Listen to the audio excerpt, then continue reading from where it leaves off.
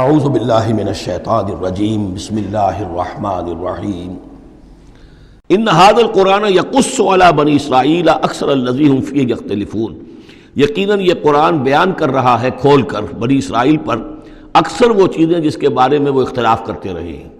یعنی جو زمانہ گزرا، 2000 برس گزر گئے جب تورات نازل ہوئی تھی، اصل کتاب گم بھی ہو گئی، پھر ان کے ہاں روایات، یہ امت روایات میں کھو گئی، اس طرح کے بہت سے معاملات جو آ گئے، قرآن نے آ کر ہر چیز کو کھول دیا ہے، واضح کر دیا ہے، ہر حقیقت منکشف ہو گئی ہے۔ وَإِنَّهُ لَهُدًى وَرَحْمَةٌ لِّلْمُؤْمِنِينَ، اور یقیناً یہ قرآن ہدایت ہے اور رحمت ہے اہل ایمان کے حق میں۔ إِنَّ رَبَّكَ يَقْضِي بَيْنَهُمْ بِحُكْمِهِ، اللہ تعالیٰ ان کے مابین فیصلہ کرے گا اپنے اختیار سے۔ وَهُوَ الْعَزِيزُ الْعَلِيمُ، اور وہ زبردست ہے اور سب کچھ جاننے والا۔ فَتَوَكَّلْ عَلَى اللَّهِ، تو اے نبی آپ توکل کیجئے اللہ پر۔ إِنَّكَ عَلَى الْحَقِّ الْمُبِينِ، یقیناً آپ تو حق پر ہیں، آپ کا موقف صداقت پر مبنی ہے، آپ جو بات کہہ رہے ہیں وہ 100% درست ہے، بالکل روشن اور کھلا حق ہے آپ کا، جو جس پر آپ کا موقف ہے۔ انک لا تسمع الموتى، لیکن آپ مردوں کو نہیں سنا سکتے، یعنی یہ کہ ان کی اکثریت مردہ ہو چکی ہے، روحانی طور پر مردہ۔ یہ زندہ ہیں لیکن یہ حیوانی طور پر زندہ ہیں، روحانی طور پر مردہ ہیں، ان کے دل مر چکے ہیں۔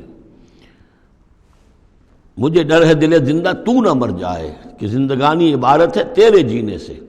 یہ دل زندہ اگر دل مر گیا ہو اندر سے، یعنی روح اندر سے مر چکی ہو، دفن ہو گئی ہو دل کے اندر، اور یہ تعزیہ ہے جو چل رہا ہے، انسان ایک مردہ، اس کے اندر روح جو ہے وہ ابو جہل ہے یا ابو لہب ہے، تو آپ انہیں مردہ سمجھیں، زندہ نہ سمجھیں۔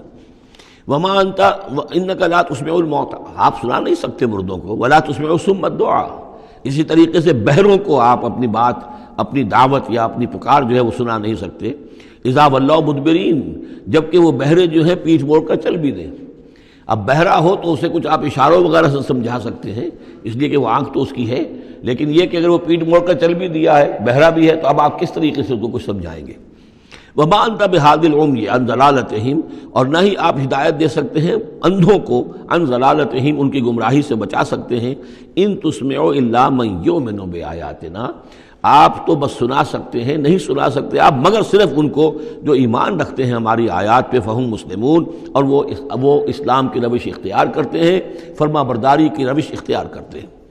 وَإِذَا وَقَعَ الْقَوْلُ عَلَيْهِمْ، اور جب ان پر ہماری بات جو ہے واقع ہو جائے گی، اخرجنا لہم دابۃ من الارض، پھر ہم نکالیں گے ان کے لیے زمین سے ایک جانور، تکلمہم، جو ان سے کلام کرے گا، ان الناس کانوا بآیاتنا لا یوقنون، کہ لوگ ہماری نشانیوں پر یقین نہیں رکھتے تھے۔ یہ قیامت کی علامات میں احادیث میں تفصیل سے آئی ہے کہ جو آخری علامات ہیں، جبکہ سورج جو ہے مغرب سے طلوع ہوگا، اور اس کے بعد ہی یہ ہے کہ کوہ صفا جو ہے اس کے پاس وہ پھٹے گا اور اس میں سے ایک جانور برآمد ہوگا۔ احادیث سے یہی معلوم ہوتا ہے، واللہ اعلم۔ وَيَوْمَ نَحْشُرُهُم مِّن كُلِّ أُمَّةٍ فَوْجًا، اور یاد کرو اس دن کو جس دن کہ ہم جمع کریں گے ہر امت میں سے، جمع کریں گے ایک فوج کو، ممن یکذب بآیاتنا، ان لوگوں میں سے جو ہماری آیات کو جھٹلایا کرتے تھے، فہم یوزعون، تو ان کی بھی درجہ بندی کی جائے گی، جماعت بندی کی جائے گی۔ کوئی بہت سخت تھا، کوئی ذرا نرم تھا، کوئی استہزاء بھی کرتا تھا، کوئی صرف انکار کرتا تھا، تو یہ مختلف لوگ تھے، مختلف درجے ہیں۔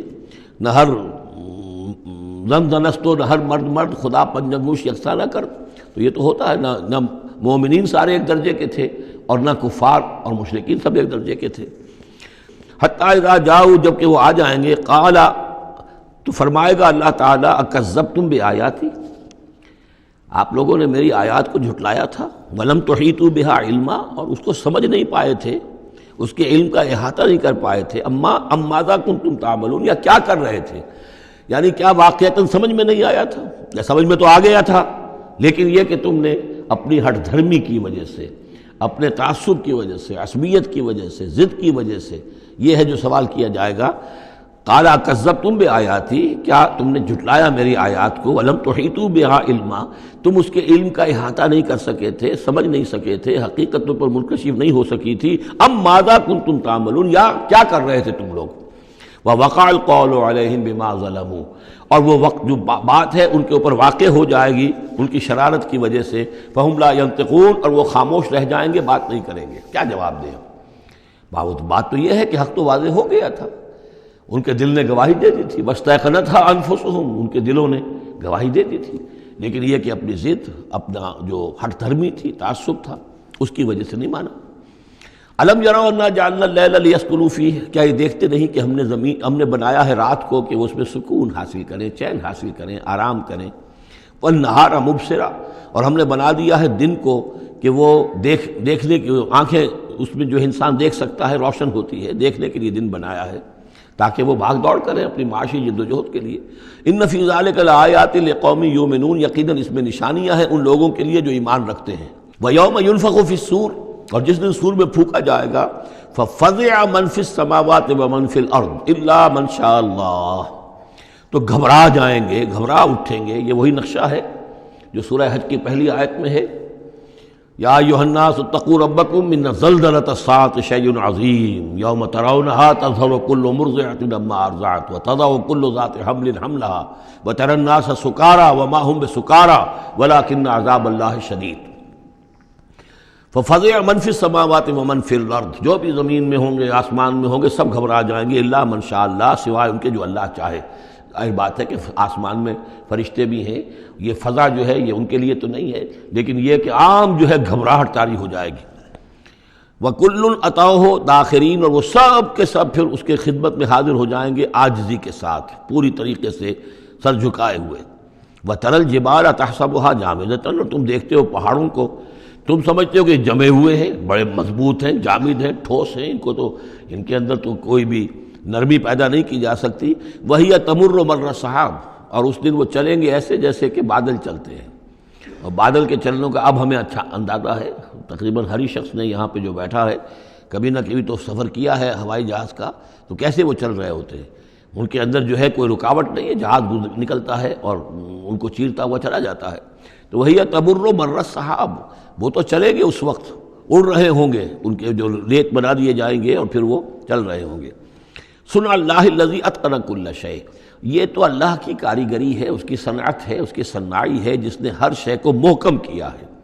اس نے اس وقت ان کو اس شکل میں رکھا ہوا ہے۔ یہ معلوم ہوتا ہے کہ چٹان ہے سخت ترین، اس کو کہیں ہلانا ممکن نہیں ہے، یہ تو گڑے ہوئے ہیں پکے، لیکن یہ کہ ایک وقت آئے گا اللہ تعالیٰ کے حکم سے کہ یہ ایسے چلیں گے، یہ پہاڑ جو ہے روئی کے گالوں کی طرح ہو جائیں گے، یہ بادلوں کی طرح ہو جائیں گے، دھنکی ہوئی اون کے مانند ہو جائیں گے۔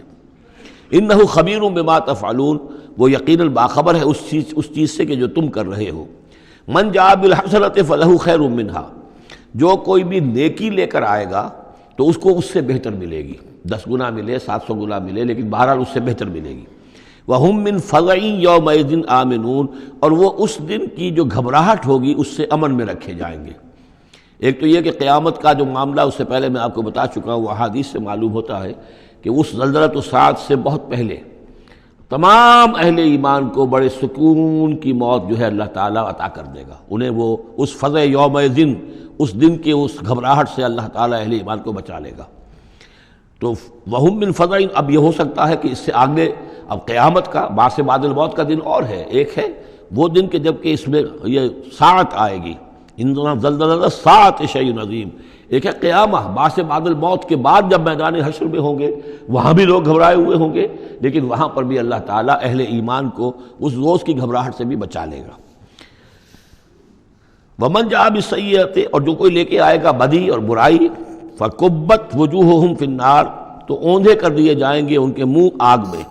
هَلْ تُجْزَوْنَ إِلَّا مَا كُنتُمْ تَعْمَلُونَ، کہہ دیا جائے گا کہ تمہیں وہی کچھ دیا جا رہا ہے بدلے میں جو تم عمل کر کے لائے ہو، تم پر کوئی زیادتی نہیں ہے۔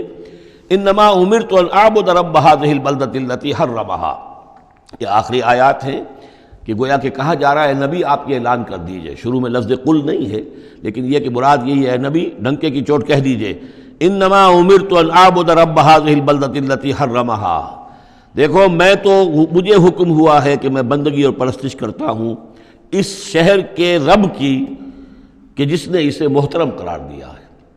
یہ بلد الحرام ہے، یہ بیت اللہ اس میں ہے، یہ حرم کی سرزمین ہے، یہ سارا کس نے کیا؟ اللہ نے کیا۔